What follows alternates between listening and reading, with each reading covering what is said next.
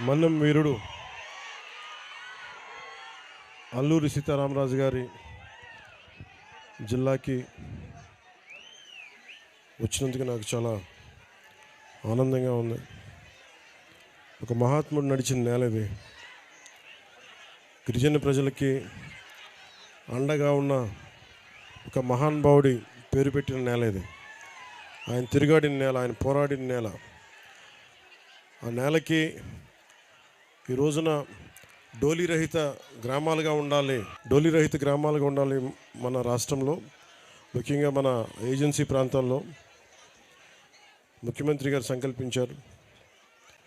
2017లో కూడా పోరాట యాత్రప్పుడు నేను తిరుగుతా పాడేరు, అరకు ప్రాంతంలో, ఆంధ్ర ఒరిస్సా బార్డర్లో ఈ పర్యటన చేస్తా ముఖ్యంగా గిరిజన ప్రజల కష్టాలను అర్థం చేసుకున్నవాడిని. ఆ రోజున గిరిజనుల ప్రజలకి నేను ఒకటే మాట ఇచ్చాను. అందరూ వచ్చి మా ఊర్లోకి రా, మా తాండాలోకి రా అంటే నేను ఒకటే చెప్పాను, నేను వచ్చి ఏం చేయలేను, నాకు అధికారం లేదు. అంటే నీకు అధికారం ఉన్నా లేకపోయినా పర్లేదు, నీ మనసులో పడితే ఏదో ఒక రోజు చేస్తామా కానీ నన్ను ఆ రోజు తీసుకుపోయారు. ఈ రోజున మీ అందరి ఆశీస్సులు, మీ అందరి దీవెనలు, ఈ రోజున నేను కూడా ప్రభుత్వంలో భాగస్వామ్యం అయ్యాను. పవన్ కళ్యాణ్ ప్రభుత్వంలో భాగస్వామ్యం అవడం అంటే ఇక్కడున్న ఒక సగటు గిరిజన యువకుడు, గిరిజన యువతి భాగస్వామ్యం అయినట్టు.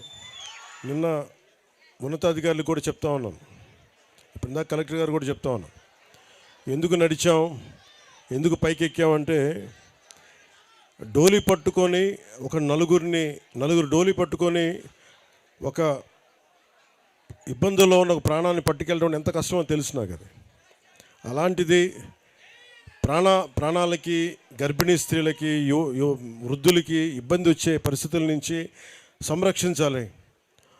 ఇక్కడ ఉన్న సమస్య, మొన్న ముఖ్యమంత్రి గారి దగ్గరికి వెళ్ళాం, కేంద్రంలో కూడా మాట్లాడాం, మన ఢిల్లీ పర్యటనలో కూడా దీని గురించి చర్చించాం. ఒకటే చెప్పాను, మాకు ఏజెన్సీ ప్రాంతం ఎక్కువ. మాకు ఈ అల్లూరి సీతారామరాజు జిల్లా అంతా దాదాపు 95% ముఖ్యంగా గిరిజన ప్రజలు, గిరిజన గ్రామాలు ఉన్నాయి. దీనికి ప్రత్యేకంగా దృష్టి పెట్టమని చెప్పాం.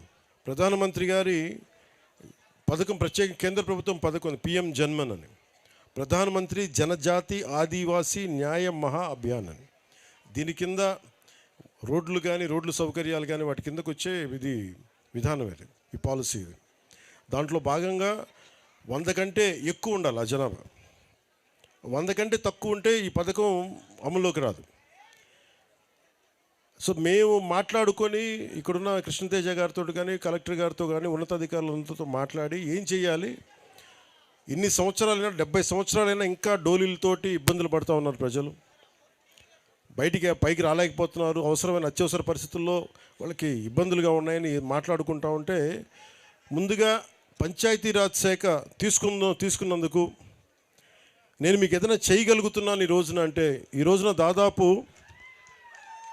105 కోట్ల రూపాయల 33 లక్షల రూపాయల రోడ్లను ఈ రోజున మనకి శంకుస్థాపన చేశాం. ఇది చేయగలిగానంటే ఇక్కడున్న యువకులు, పెద్దలందరూ కూడా మా కూటమి ప్రభుత్వాన్ని గెలిపించారు. 1 కాదు 2 కాదు మెజారిటీ. మీరు 164 సీట్లు ఇచ్చారు, మాకు 21 పార్లమెంట్ సీట్లు ఇచ్చారు. ముఖ్యంగా ఏజెన్సీ ప్రాంతంలో మనకి పార్లమెంట్ సీట్లు రాకపోయినా కానీ, ఇందాక జర్నలిస్ట్ సోదరులు అడుగుతూ ఉన్నారు, మీరు ఇక్కడ గెలవలేదు కదా, మీ కూటమి ప్రభుత్వం ఈ నియోజకవర్గంలో లేదు, ఈ పార్లమెంట్ నియోజకవర్గం మీ కింద లేదు అన్నప్పటికీ నేను ఒకటే చెప్పాను, ప్రజలు మాకు ఓట్లు వేసినా వేగిపోయినా మేము మీకోసం పనిచేస్తాం. అది ఎప్పుడు మీరు ఓట్ల కోసం మేము చేయలేం. ఈ రోజున ఇదే 105, 103 కోట్లు కనుక పెడితే దీనికి మొత్తం కలిపి 4,000 మంది లబ్ధి పొందుతారు, అంతే కదా. అని మీరు ఊహించండి, 100 కోట్ల పైన పెట్టుబడి పెడితే కేవలం దీని ద్వారా లబ్ధి పొందేది 4,500 గిరిజనుల మటుకే. కానీ మేము ఎలా చూస్తున్నామంటే దీన్ని ఇక్కడ ఓట్లు వేయలేదు. అయినా కానీ వీటన్నిటిని అధిగమించి ఎందుకు వచ్చామంటే, ఇదే 100 కోట్లు ముఖ్యమంత్రి గారు తన నియోజకవర్గంలో పెట్టుకోవచ్చు, నేను కాకినాడలో పెట్టుకోవచ్చు, లేదంటే ఇంకో ప్రాంతాలకు పెట్టుకోవచ్చు. కానీ మీరు ఓట్లు వేసినా వేయకపోయినా ఎందుకు వచ్చాం ఇక్కడికంటే మీ కష్టాల్లో మేము పాలు పంచుకుంటున్నాం, భాగస్వామ్యం తీసుకుంటున్నాం, మీ కష్టాల్లో మీ కన్నీళ్లలో మేము ఉన్నామని చెప్పడానికి. ఇదే 105 కోట్లు పెడితే చాలామంది బ్రిడ్జి పెడితే కొన్ని ఒక హైవే కూడా ఒక ప్యాచ్ అయిపోద్ది, కీలకమైన బ్రిడ్జ్లు అయిపోతాయి. కానీ వాటన్నిటిని దాటి ఎందుకు పెట్టామంటే మీ కష్టాల్లో మేము ఉన్నాం.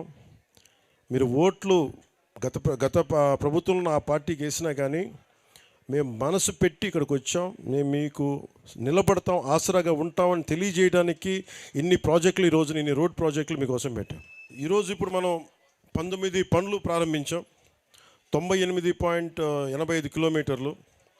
దీంట్లో 105 కోట్ల 33 లక్షలు మనం జాతీయ ఉపాధి హామీ పథకం, దాంట్లో జాతీయ ఉపాధి హామీ పథకం నుంచి 72 కోట్ల 20 లక్షలు, 33 కోట్ల 13 లక్షలేమో పంచాయతీరాజ్ మనకి ఇంజనీరింగ్ శాఖ నుంచి. వీటికి లబ్ధి పొందేది 72 గ్రామాలు, జనాభా 4369 మంది. సరిగ్గా చెప్పాలంటే అనంతగిరి మండలం పినకోట గ్రామ పంచాయతీ గుమ్మంతి గ్రామం నుండి రాచకిల్లం గ్రామం మీదుగా రెడ్డిపాలెం గ్రామానికి పంచాయతీరాజ్ నిధులతోటి 5.5 కిలోమీటర్ల మేరకు 5.86 కోట్ల అంచనాతోటి తారు రోడ్డు నిర్మాణానికి పంచాయతీరాజ్ ఇంజనీరింగ్ విభాగం ద్వారా పనులు చేయడానికి ఈ రోజున శంకుస్థాపన చేశాం. దీనివల్ల 249 మంది లబ్ధి పొందుతారు. ఇందాక గ్రామస్తులందరితో మాట్లాడుతూ ఉన్నాను. నిజంగా యువత తలుచుకుంటే, గిరిజన యువత ముఖ్యంగా యువకులు మీరు తలుచుకుంటే మార్పు వస్తుంది. గత ఎన్నికల్లో 6 నెలల క్రితం యువత ఒక బలంగా ఒక మాట అనుకున్నారు, మార్పు రావాలి అని. మీరు మార్పు వచ్చింది, మీకు రోడ్లు పడ్డాయి. మార్పు వచ్చింది, పంచాయతీ సర్పంచులకి విలువ లేని పరిస్థితుల్లో పంచాయతీ సర్పంచులు భుజాలు తలగరేసి మేము సర్పంచులను చెప్పుకునే స్థాయికి మేము పెట్టాం. మొన్న ముఖ్యమంత్రి గారి దృష్టికి ఇదే తీసుకెళ్ళాను. ఇద్దరం ఒక గంట సేపు కూర్చున్నాం. గంట సేపు కూర్చొని మాట్లాడింది, మేము కూర్చొని వేరే ఏం మాట్లాడాలి, నేను మాట్లాడిందల్లా గిరిజన ప్రజల స్థితిగతుల గురించే మాట్లాడాం. మీకు ఆదాయం ఎలా పెరగాలి, రోడ్లు కనెక్టివిటీ ఎలా ఉండాలి, నీటి అవసరాలు ఎలా తీర్చాలి, కరెంట్లు ఎలా ఉంది, అలాగే అంగన్వాడీ కేంద్రాలు సరిగ్గా ఉన్నాయా, వాటి రిపేర్లు చేయాలా అని ఇవే మాట్లాడుకొని ప్రధానమంత్రి గారు వచ్చాక ఇలాంటి ఇలాంటి పాలసీల కింద ఇంతకుముందు 250 ఉంటే కానీ రోడ్లు పడేవి కావు. ప్రధానమంత్రి గారు వచ్చాక కనీసం 100 మంది ఉంటే చాలు రోడ్డు వేసేయమని చెప్పారు. ఆ పథకం కింద కొన్ని రోడ్లు. ఇది మన నరేంద్ర మోదీ గారికి మన కృతజ్ఞతలు చెప్పుకోవాలి. ఆయన సంకల్పం, అది ఆయన మహాసంకల్పం.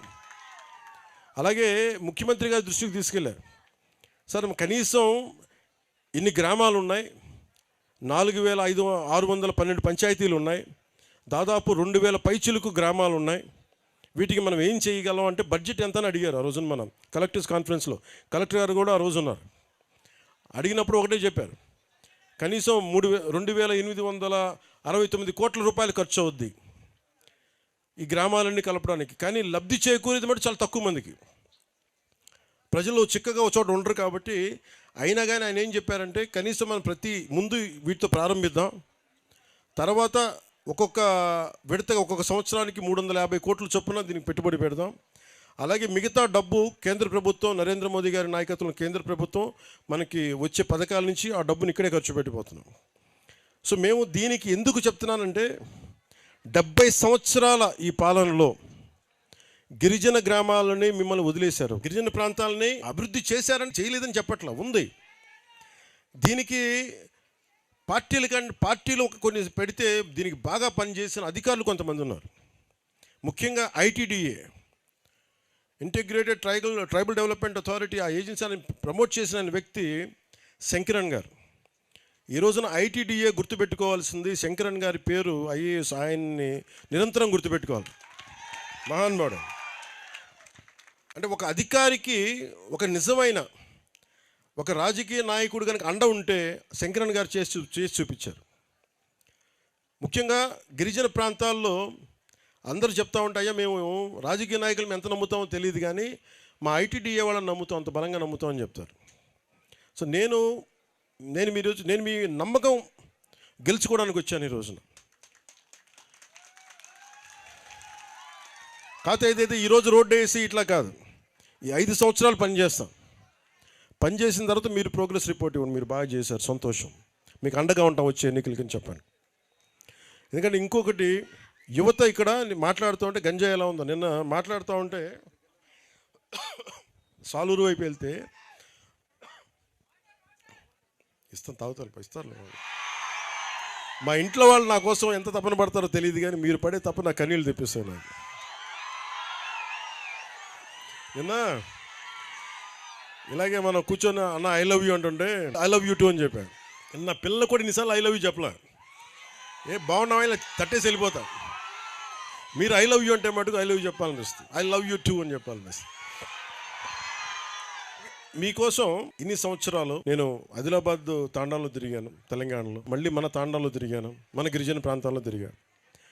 ఉన్న సమస్యలున్నా నీటి సమస్యలు ఉన్నాయి, ఓవర్ హెడ్ ట్యాంక్స్ కట్టినా నీటి సరఫరా సరిగ్గా లేదు, నీటి గడ్డల నుంచి నీళ్లు తోడుకోవాలి, పురుగులు ఉన్నాయి, మధ్యలో కొన్ని ఇబ్బందులు ఉన్నాయి, కొన్ని సాంప్రదాయాలను పాటించే మంచి గుణాలు ఉన్నాయి. అలా ఇవన్నిటికీ కూడా అనుసంధానం చేయాల్సిన అవసరం ఉంది. ఎక్కడ లోటుపాట్లు ఉన్నాయి అవి సవరించాలి. ఎక్కడ ఇప్పుడు మన ఇందాక మనం చూసాం, కాఫీ పండించే విధానం కానీ, ఆర్గానిక్ మనకి చిరుధాన్యాలు కానీ పండించడం, ఇవన్నీ చూస్తూ ఉంటే మీకు ఉపాధికి ఇబ్బందులు లేవు. మీకోసం చేయాల్సిందల్లా ఒక శంకరన్ గారిలాగా ప్రతి అధికారి కనుక పనిచేస్తే నిజంగా మీకు నిజంగా చెప్తున్నాను, డబ్బులు నిజంగా ఈ చెప్పాలి, నేను మనసు పెట్టకపోతే, ముఖ్యమంత్రి గారు కనుక మేమిద్దరం చర్చించుకోకపోతే ఈరోజు ఈ ప్రాజెక్ట్ రాదు. కానీ ఎందుకంటే మనసు పెట్టే నాయకులు మీకు కావాలి. ముఖ్యమంత్రిగా నారా చంద్రబాబు నాయుడు గారి దృష్టికి నేను ఏం తీసుకెళ్ళగలనంటే, నాకు ఫైనాన్స్ని ఎలా హ్యాండిల్ చేయాలో నాకు తెలియదు. నాకు తెలిసిందల్లా మీ కష్టాలను గుర్తించి ఒక అనుభవజ్ఞుడైన నాయకుడు ఉండి, సార్ ఈ ఇబ్బందులు ఉన్నాయి ప్రజలకి, రోడ్లు వేయాలి, ఇంకా డోలీలతో ఇబ్బంది పడుతూ ఉన్నారంటే పాపం వెంటనే ఆయన అడ్మినిస్ట్రేటివ్ శాంక్షన్ 39.40 కోట్ల రూపాయలు వెంటనే చేశారు. సో ఇక్కడున్న కూటమి నాయకులందరి తరపు నుంచి ప్రజల తరపు నుంచి గౌరవ ముఖ్యమంత్రి శ్రీ నారా చంద్రబాబు నాయుడు గారికి మనస్ఫూర్తిగా నా కృతజ్ఞతలు తెలియజేస్తా ఉన్నాను మనందరి తరపు నుంచి. అలాగే మన ప్రధానమంత్రి మనకి పథకాల కోసం, మన రోడ్ల కోసం మళ్ళీ జనవరిలో 250 కోట్ల రూపాయలు ప్రధానమంత్రి గారు దీనికి మంజూరు చేయబోతా ఉన్నారు. సో ఇవన్నీ మేము చేయగలుగుతున్నామంటే, నేను దశాబ్దం కష్టపడ్డాను, నేను తిరిగాను, తిప్పలు పడ్డా, తిట్లు తిన్నా, కుటుంబాలను బెదిరించారు, ఆడపిల్లల్ని బెదిరించారు, ఇంట్లో ఆడపిల్లల్ని, భార్యని బెదిరించారు, తిట్టారు. ఇవన్నీ ఎందుకు పడ్డామంటే, ఒక డోలీ మోత మోగే ఒక గ్రామానికి రోడ్డు వేయగలిగితే సంతోషం. ఇన్ని తిట్లు పడ్డాగా నాకు ఎందుకు ఆనందం ఉందంటే, బాధ్యత తీసుకున్నాడుగా తిట్లు పడతాయి.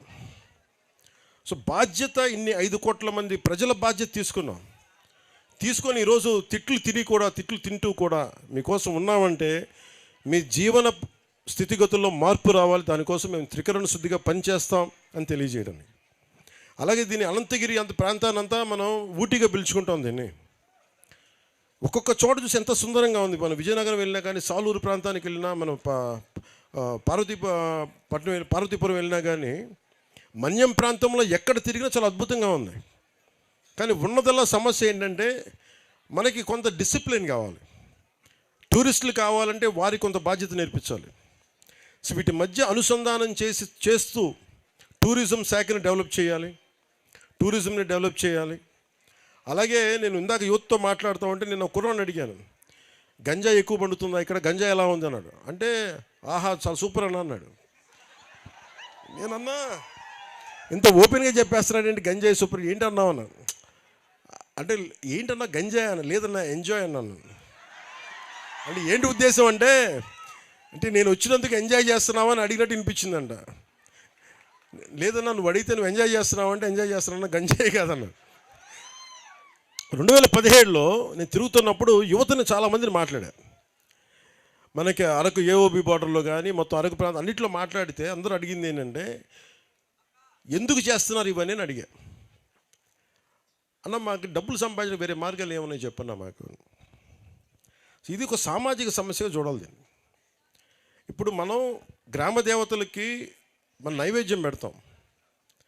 అదే పట్టణాల్లోనూ మైదాన ప్రాంతాల్లో ఏం చేస్తారు, గుడి ఉంటే పులిహోర చేసో చక్కెర పొంగల్ చేసో పెడతారు. ఇక్కడ మనం ఏం పెడతాం, కొర్రలతో పొంగల్ చేస్తాం. బియ్యం ఉన్న చోట మనం అన్నంతో పొంగల్ చేస్తాం. అలాగే ఇక్కడ ఆచార వ్యవహారాలు ఒక్కొక్క నేలకు ఒక్కొక్క సాంప్రదాయం ఉంటుంది. గిరిజన సాంప్రదాయాల్లో మనకి కళ్ళు పెట్టడం దగ్గర నుంచి మనకి తల్లులకి, గ్రామ దేవతలకి, అలాగే గంజాయి పెట్టడం కూడా, గంజాయి ఆకుని ఇవ్వడం కూడా అది ఒక సాంప్రదాయం. అలాంటి సాంప్రదాయాల కోసం పెంచుకున్న ఈ గంజాయి మొక్క, ఇది సమస్య ఏమైపోయిందంటే అది సంస్కృతి వరకు ఉండిపోతే పర్ల, గిరిజన ఆచార వ్యవహారాల వరకు ఉండిపోతే ఇబ్బంది ఉండేది కాదు. దాన్ని కమర్షియలైజ్ చేశారు, ఎక్స్పోర్ట్ చేశారు. ఎకరాల్లో వేలాది హెక్టార్లు పండించడం స్టార్ట్ అయిపోయేటప్పటికి ఆంధ్రప్రదేశ్ ఈ రోజున గంజాయికి నెంబర్ 1 క్యాపిటల్ అయిపోయింది.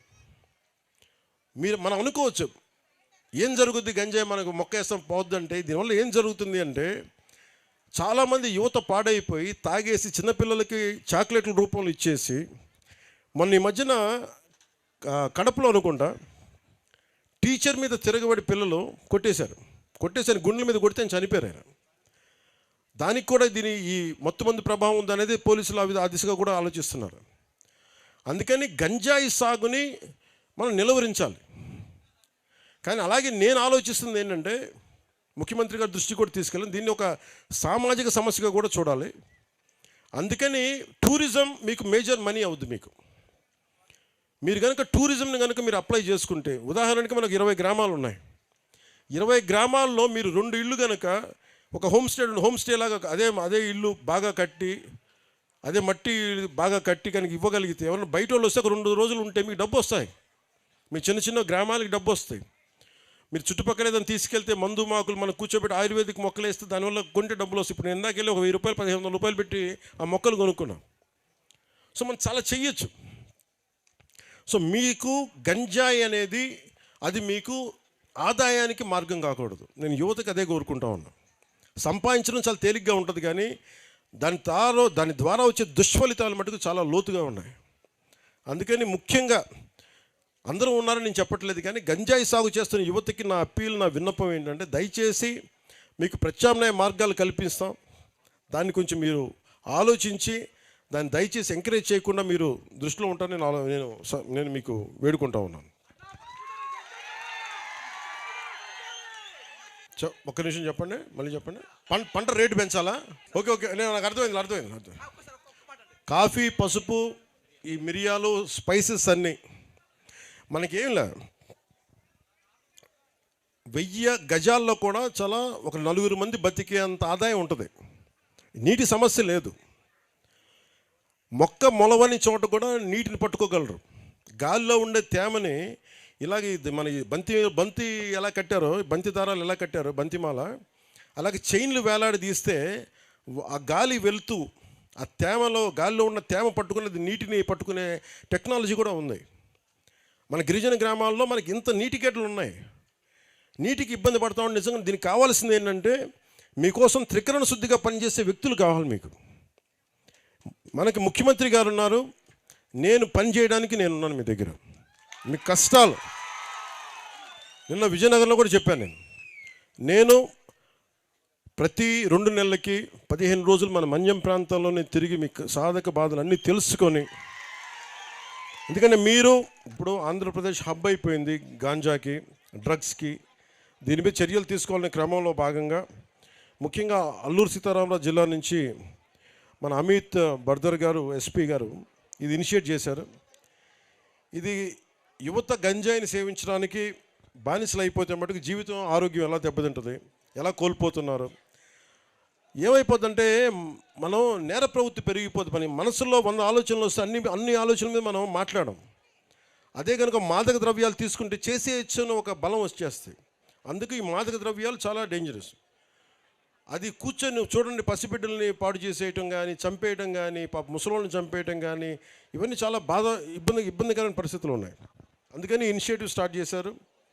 అలాగే దీంట్లో గంజాయి వల్ల సమాజంపై పెరుగుతున్న దుష్ప్రయోజనాలను తగ్గించడానికి మాదక ద్రవ్యాల వ్యతిరేక అవగాహన కార్యక్రమమైన స్వచ్ఛ సంకల్పం అని అల్లూరు జిల్లా పోలీసులు ప్రారంభించారు. దాంట్లో భాగంగా డ్రోన్ కెమెరాస్ తోటి గంజాయి పంటను గుర్తించి దాన్ని ధ్వంసం చేయడం, గంజాయి సాగుకు బదులుగా ఇందాక మీరు చెప్పినట్టుగా పసుపు అలాగే ఇలాంటి పంటలన్నీ కూడా కాఫీలు కానీ అలాగే స్పైసెస్ కానీ ఇవన్నీ పండించే వాటి విత్తనాలు పంచడం, అలాగే వాటిని సాగు చేయటం, గిరిజన యువత కోసం స్వయం ఉపాధి కోసం స్కిల్ డెవలప్మెంట్ కోర్సులో ట్రైనింగ్లు ఇప్పించడం ద్వారా ఉపాధి కల్పించడం, టూరిజంని డెవలప్ చేయడం, అలాగే పాడేరు జిల్లా ఆసుపత్రిలో డీ అడిక్షన్ సెంటర్ని ఏర్పాటు చేసి గంజాయికి బానిసలైన వారికి వైద్యం ఇప్పించడం, అల్లూరు జిల్లా పోలీసులు తరచుగా గ్రామాల్లో పర్యటించి గంజాయి వల్ల కలిగే ఈ దుష్ఫలితాలని ప్రజలందరికీ వివరించి దూరంగా వాళ్ళందరినీ ఉండేటట్లు సరైన అవగాహన కల్పించడం, ప్రజలందరూ పోలీసు వారు కలిగిస్తున్న ఈ పై వాటిని సద్వినియోగం పరుచుకొని మాదక ద్రవ్యాలకి దూరంగా ఉండి మీ భవిష్యత్తుని బంగారమయం చేసుకోమని మనస్ఫూర్తిగా కోరుకుంటున్నాను. అలాగే ఇంటి పట్టాల సమస్య కూడా నా దృష్టికి తీసుకొచ్చారు మన ప్రజలందరూ. చాలామంది మన గిరిజన ప్రాంతాలుగా ఎన్నో సంవత్సరాలుగా ఈ కొండల్లో ఉంటున్న వారికి ఇల్లు కట్టుకోవడానికి ఇంటి పట్టాలు మంజూరు చేయమని కోరుతూ ఉన్నారు. ఇది ఈ రికగ్నిషన్ ఆఫ్ ఫారెస్ట్ రైట్స్ చట్టం కింద వెంటనే పట్టాలు మంజూరు చేసే దిశగా అత్యంత త్వరలో యుద్ధ ప్రాతిపాదికన మీకు పట్టాలు ఇవ్వడం కోసం జిల్లా కలెక్టర్ గారిని వెంటనే ఒక అదాలత్ని ఏర్పాటు చేసి మీకు పట్టాలు లభించేలా న్యాయం చేయమని వారిని విజ్ఞప్తి చేస్తా ఉన్నాం.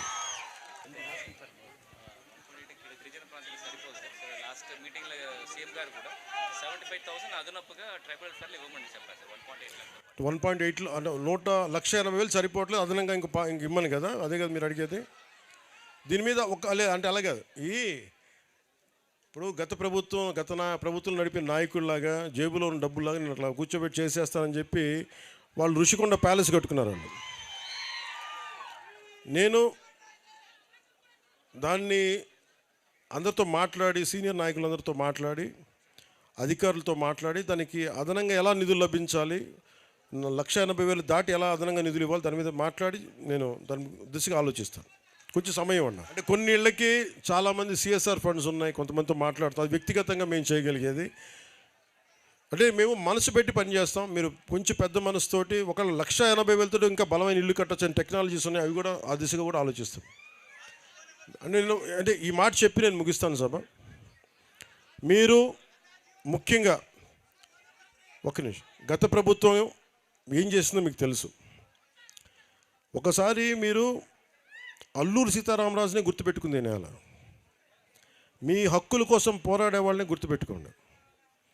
కూటమి ప్రభుత్వం 100 మందికి దాటి 250 మంది ఉంటే తప్ప మేము రోడ్డు వెయ్యం అనే పద్ధతి నుంచి నరేంద్ర మోదీ గారు వచ్చాక 100 మంది ఉన్నా చాలు రోడ్డు వేస్తామని చెప్పారు. ఈరోజు రోడ్లు వేస్తూ ఉన్నాం. అలాగే 100 మంది లోపున ఉంటే దాని మీద కూడా ఆలోచిస్తూ ఉన్నారు. అవి నిధులు ఉన్నా లేకపోయినా మీకోసం ఆలోచిస్తూ మేము 20 మంది ఉన్నా, 30 మంది ఉన్నా, 40 మంది ఉన్నా ఈరోజు రోడ్లకి వేయడానికి శ్రీకారం చుట్టాం. అలాగే మీరంతా చేసేది ప్రకృతి వ్యవసాయం. ప్రకృతి వ్యవసాయానికి కావాల్సింది మార్కెటింగ్ కెపాసిటీ కావాలి. 1 సెంటు భూమి కూడా వేస్ట్ అవ్వకుండా మీరు పంటలు పండించగలిగే స్థాయి కనుక వస్తే మీకు గంజాయి వైపు వెళ్ళాల్సిన అవసరమే ఉండదు, మీకు బాగుంటాయి. అలాగే ఆరోగ్య ఫెసిలిటీస్ మటుకు చాలా బాగా చేస్తాం. అంటే నేను జీవో నెంబర్ 3కి ఇది మాట్లాడుతూ ఉన్నా. ఇప్పుడు నేను మీ చేత ఓట్లు వేయించుకోవడానికో చప్పట్లు కొట్టించుకోవడానికో ఒక మాట మాట్లాడి చేసేస్తాం అని మాట్లాడవచ్చు. కానీ మనం సుప్రీంకోర్టులో కొన్ని హైకోర్ట్స్లో ఉన్నప్పుడు కొంచెం జాగ్రత్తగా వ్యవహరించాల్సిన పరిస్థితి ఉంది. అన్ని ఉద్యోగాలు మనం ఎవరైనా సరే ఉద్యోగాలు ఎలా వస్తాయి మీరు ఆలోచించండి. స్కిల్ ఉండాలి. ఒకవేళ నాకు రిజర్వేషన్ లేనప్పుడు నేను ఏం చేస్తాను చెప్పండి. స్కిల్ డెవలప్ చేసుకొని వెళ్ళాలి. రిజర్వేషన్ వచ్చే వరకు వెయిట్ చేయడం నాకైతే భయం వేస్తుంది నా జీవితం. సో మీరు చెప్పిన జీవో 3 ఏదైతే ఉందో దాని గురించి ముఖ్యమంత్రి గారి దృష్టికి తీసుకెళ్తాను. ఈ లోపు మీరు ఆర్థికంగా ఇబ్బంది పడకుండా మీకు స్కిల్ డెవలప్మెంట్ చేస్తే మీకు ఫలితాలు వస్తాయి, మీకు ఆర్థికంగా బలోపేతం అవుతారు. మీలో నేను పోయినసారి అరకుకి పోయినప్పుడు ఒక కుర్రోడికి మార్షల్ ఆర్ట్స్ వచ్చు, మలేషియాలోకి వెళ్దామంటే అన్న నాకు సపోర్ట్ చేయట్లేదని. అలా ఎంతమంది మీరు ప్రతిభ మీలో ఎంతమంది ఉందో మీకేం తెలుసు? మిమ్మల్ని మౌంటైనీరింగ్ పంపించామనుకోండి, మీరు ఒకటి తెన్సింగ్ నాకేలా ఉన్నారేమో. మీ ప్రతిభ పాఠవాల్ని బయటికి, మీ సమర్థత బయటికి తీయాలి.